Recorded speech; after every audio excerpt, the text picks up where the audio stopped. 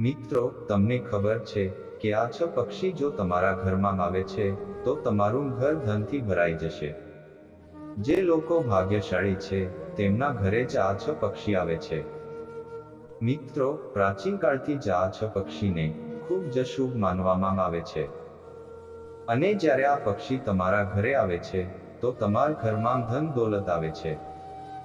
અને જો તમારા કોઈ પણ કાર્ય અટકેલા હોય તો તે પણ સફળતાપૂર્વક પૂર્ણ થાય છે.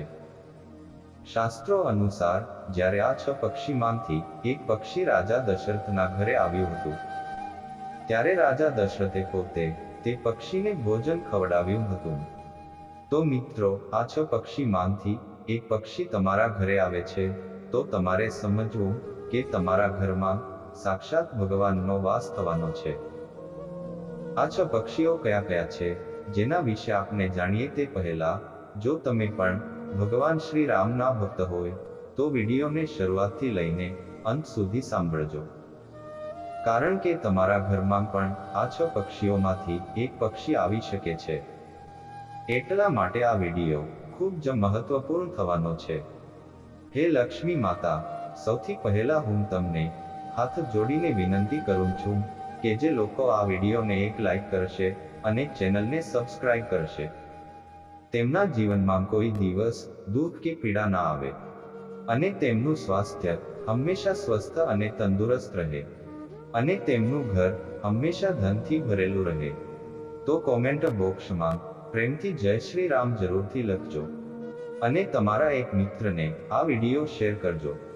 તો ચાલો જાણીએ આ 6 પક્ષીઓ વિશે. નંબર 1, ઘુવડ. જ્યારે ઘુવડ વહેલી સવારે ઘરમાં આવીને બેસી જાય તો સમજી લેવું કે સાક્ષાત માતા લક્ષ્મી તમારા ઘરમાં વાસ કરવા જઈ રહ્યા છે. માતા લક્ષ્મી ઘુવડ પર સવાર થઈને તમારા ઘરમાં હવે નિવાસ કરવાના છે. આવી સ્થિતિમાં ભૂલથી પણ ઘુવડને ભગાડશો નહીં. સવારમાં ઘુવડાનું આવવું એ અત્યંત મંગળકારી માનવામાં આવે છે, કારણ કે ઘુવડ દેવી લક્ષ્મીનું વાહન છે. પરંતુ યાદ રાખો કે જ્યારે ઘુવડ રાત્રે ઘરમાં આવે છે ત્યારે તે માત્ર અશુભ સંદેશ જ લઈને આવે છે. તેથી રાત્રે તેને શુભ માનવામાં આવતું નથી. આ દર્શાવે છે કે હવે તમારા પૈસા ખર્ચ થવાના છે. નંબર 2, કાગડો. વેદ પુરાણ અનુસાર એવું માનવામાં આવે છે કે જો કોઈ કાગડો આવીને તમારી અગાસી પર બેસીને તમારું ભોજન ખાઈ લે તો તમારી સાથે ક્યારેય કંઈ ખરાબ નહીં થાય. તમારા ઘરમાં ક્યારેય કોઈનું અકાળે મૃત્યુ નહીં થાય. કાગડાને દાણા અને પાણી આપવાથી વ્યક્તિનું મૃત્યુ ટળી જાય છે. જો કોઈ વ્યક્તિ કાગડાની સેવા કરે છે તો કાગડો અનંતકાળ સુધી તે વ્યક્તિના ગુણગાન ગાતો રહેશે. જ્યારે કાગડો આવીને તમારી આગાસી પર બેસે છે તો તેને ભગાડશો નહીં, પરંતુ તેને દાણા અને પાણી આપો, કારણ કે કાગડો પૂર્વજોનું પ્રતીક માનવામાં આવે છે.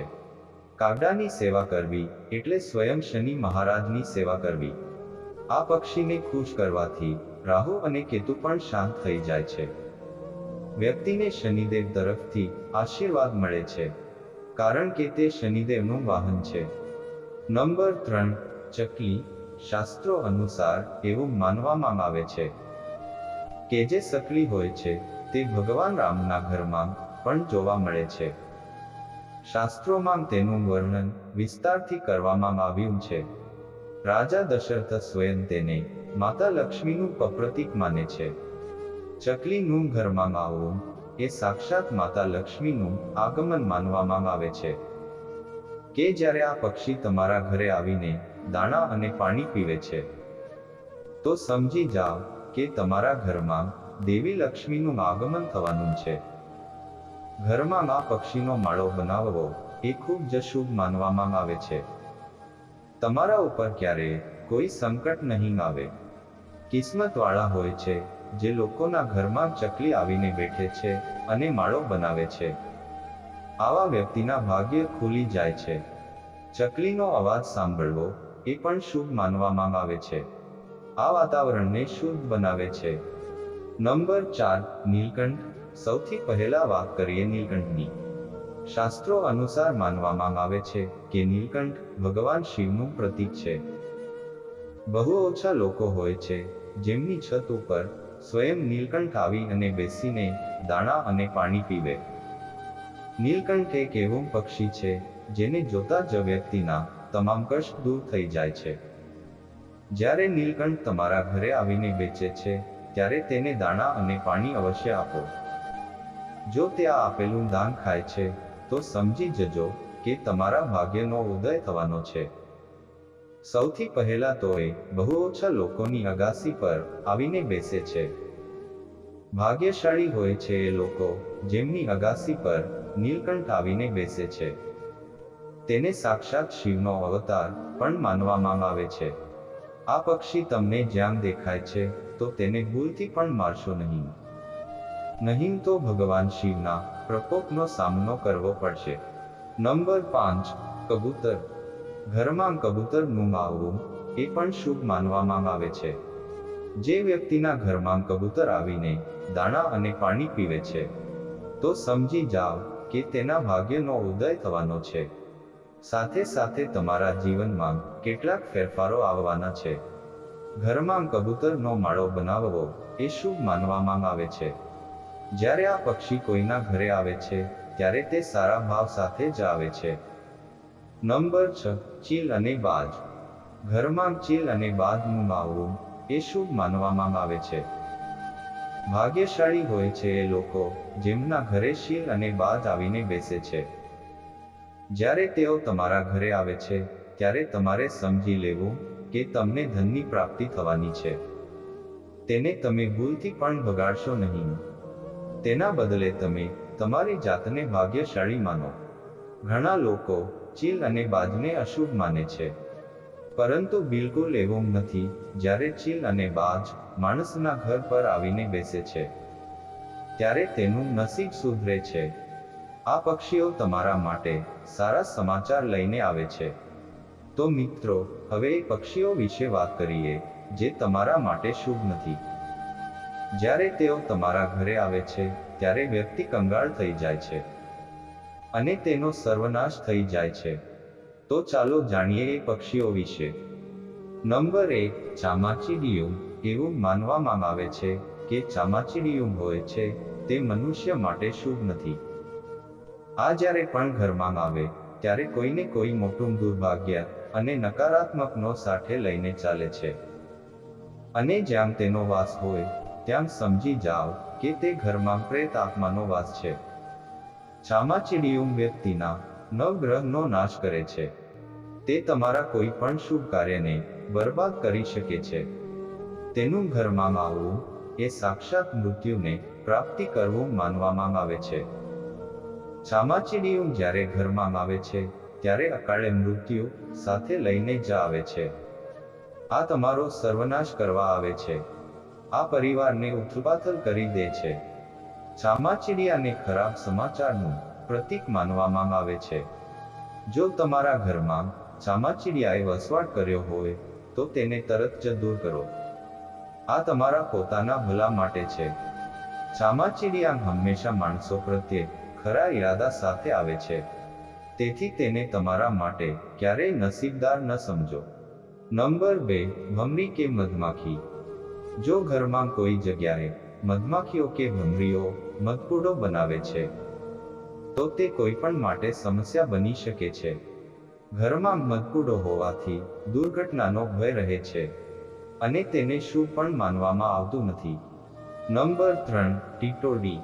ટીટોડી પોતાનો માળો જમીન ઉપર બનાવે છે. ખેતરમાં તે પોતાના ઈંડા મૂકે છે અને તેના બચ્ચાનું પાલન પોષણ કરે છે. ટીટોડી ક્યારેય ભૂલથી પણ માણસના ધાબા પર આવીને બેઠતી નથી. પરંતુ જો અચાનક ટીટોડી તમારા ઘરના ધાબા પર આવીને બેસી જાય તો સમજવું કે ભૂકંપ આવવાનો છે અથવા તમારી સાથે કંઈક ખરાબ થવાનું છે. ટીટોડી કોઈની અગાસી પર આવીને નથી બેસતી. વૈજ્ઞાનિકો પણ માને છે કે ટીટોડી અગાસી પર આવે છે તો એનો મતલબ એવો થાય છે કે ભૂકંપ આવવાનો છે. ટીટોડીને તેની ઇન્દ્રિયોથી અહેસાસ થાય છે કે પૃથ્વી ધ્રુજી રહી છે અને તે ડરીને છત પર આવીને બેસી જાય છે. એટલા માટે ઘરમાં ટીટોડીનું આગમન એ શુભ માનવામાં આવતું નથી. તો મિત્રો, આપણે એ પણ જાણીએ કે કયા પક્ષીઓને પાળવા એ શુભ માનવામાં આવે છે. ગાયનું પાલન પોષણ કરવું એ શુભ માનવામાં આવે છે. તેનાથી વ્યક્તિના નવગ્રહ શાંત થાય છે અને વ્યક્તિ અનેક જન્મો સુધી પુણ્ય પ્રાપ્ત કરે છે. ઘરમાં પોપટ પાળી શકાય છે. પોપટને પાળવો એ શુભ માનવામાં આવે છે. આવી સ્થિતિમાં તમે કબૂતર પણ પાળી શકો છો. તે સારું માનવામાં આવે છે. ઘરમાં ચકલી પાળી શકાય છે. બકરી, ઘોડાને પણ પાળી શકાય છે. ભેંસ વગેરે પાળી શકાય છે. સફેદ હંસ પણ ઘરે પાળી શકાય છે. એ ખૂબ જ શુભ માનવામાં આવે છે. તેનાથી ઘરમાં દેવી લક્ષ્મીનો વાસ થાય છે. ઘરમાં સસલું પણ પાળી શકાય છે, પરંતુ તેનું સંપૂર્ણ ધ્યાન રાખો અને તેને બિલાડીથી દૂર રાખો. હિન્દુ ધર્મમાં બિલાડીને ઘરમાં પાળવામાં આવતી નથી. બિલાડી હંમેશા તમારા પરિવારનું ખરાબ ઈચ્છે. તે શુભ માનવામાં આવતું નથી. બિલાડી કરતાં તમારા ઘરમાં કૂતરો પાળવો વધુ સારું છે. કૂતરાને ખાવાનું ખવડાવવાથી દરેક દોષ ખતમ થઈ જાય છે. કૂતરો નવગ્રહને શાંત કરે છે. મિત્રો, જો આ વિડીયો તમને પસંદ આવ્યો હોય તો વિડીયોને એક લાઈક કરજો, ચેનલને સબસ્ક્રાઇબ કરજો અને બાજુમાં આપેલ બેલ આઇકોન પ્રેસ કરી ઓલ પર સિલેક્ટ કરી લેજો, જેથી તમને વિડીયો નોટિફિકેશન સૌથી પહેલા મળતી રહે. અને કોમેન્ટ બોક્સમાં જય શનિદેવ મહારાજ જરૂરથી લખજો. વિડીયોને છેલ્લે સુધી જોવા બદલ આભાર.